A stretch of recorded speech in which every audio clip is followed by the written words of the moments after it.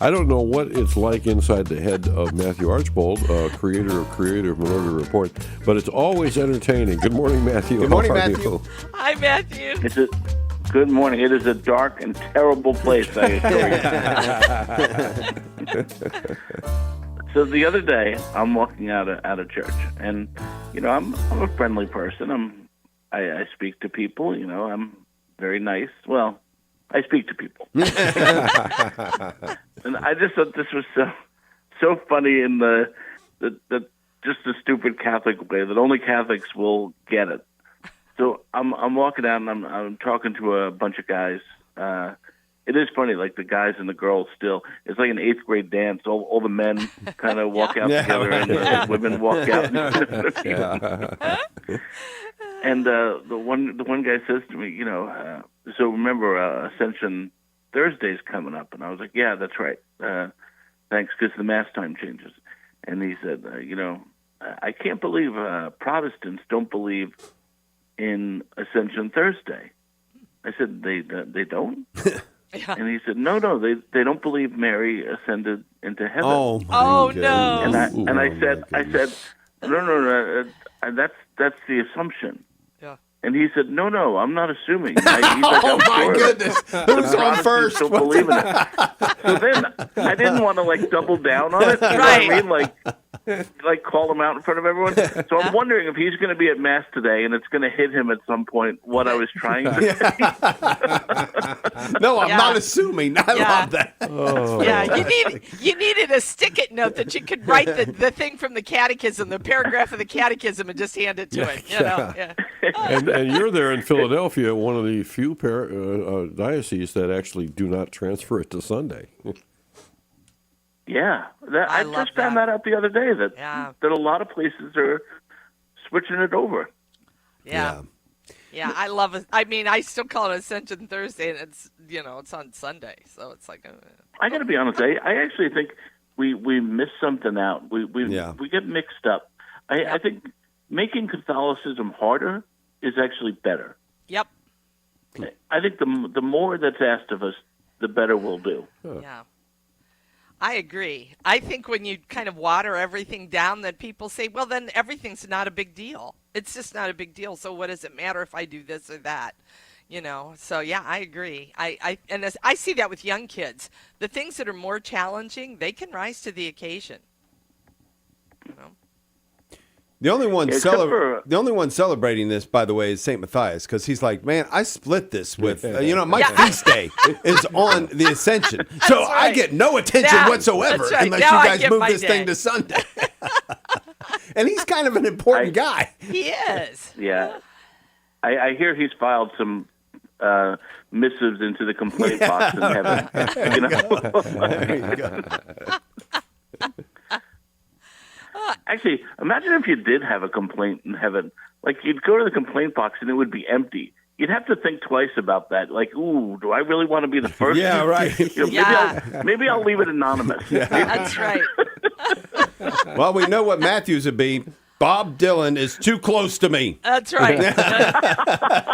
Yes, Matthew, we thought of you during that reading. There are many dwelling places in heaven. We thought, well, that's good. That way Bob won't be close to Matthew. That's right. Once again, not wishing ill for Bob Dylan, not wishing him, one, to die, or two, not to go to heaven, but just stay off of my cloud. Don't want him singing here. Yeah, absolutely. Well, you've got lots of things on your website. I wouldn't even know where to start today. Well, the saddest one, I'll start with sad because this one kills me. The grieving mother in assisted suicide because she was grieving the loss of her son. Jeez. Yeah. And they're calling this a sane suicide. Wow. This is it, folks. This is choosing death over life in the most literal sense. She lost her son in an accident. The kid choked, the 20-something-year-old, and she was grieving. Oh yeah. I mean, that's normal. Yeah. But she had a $10,000 check, and so they said, okay, yep, that's perfectly legitimate for you just to be sad that we can, administer you away from this world. and grief will be no more. It's just, and that's the thing. We are truly at a crossroads right now, where it's darkness or light, death or life. It's the needle or redemption or grace, and that's what this comes down to. And who else would understand this woman's grief better than Mary, Amen. the Mother of God? And this is the time this woman needed to be reached out to love, to be a path of grace. But instead, they just cashed her check and did the unthinkable. That is what this leads to. Yeah, that's horrifying. When you could, how much would a grief counselor cost? If you had to rent one. You know what I mean? Yeah. And I think you're right, Matthew. I think, one of the things when I was in parish ministry, if there was a parent who lost a child, I would always just encourage him to walk the Stations of the Cross in church and pray with that, because I think that's great. That's great. I think that's, when you do that, you just realize I am not alone in this, and that if Mary can give up her son in this sense, then who am I to think that I can't make it through this too with the help of God? And I think the Stations bring that through so clearly. Look, and I also think going through the Stations, it's tough to get. The world wants to deliver an image of Jesus to us. That passive Jesus where everything happens to him, but it's impossible to come away from that after really trying to relive the Stations of the Cross. This is not a passive man. Exactly. This is someone, battling for our redemption. And that's a great idea.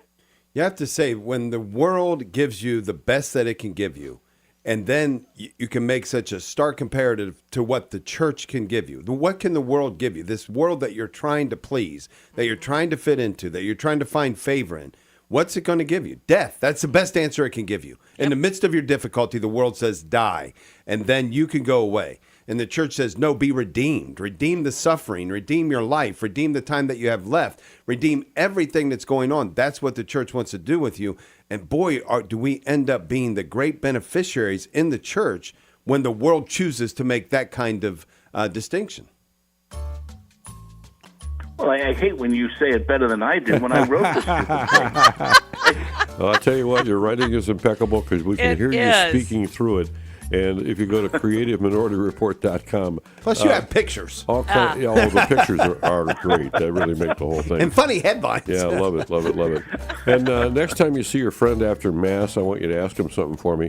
Ask him if at the resurrection, when Jesus came out, did he see a shadow? We're going to have 6 more weeks of winter. That's a great line. I don't know him well enough for that line yet, but I will maybe next year. Matthew Archbold, ladies and gentlemen. Thanks, always good to get it in your mind. God bless, guys. Bye-bye.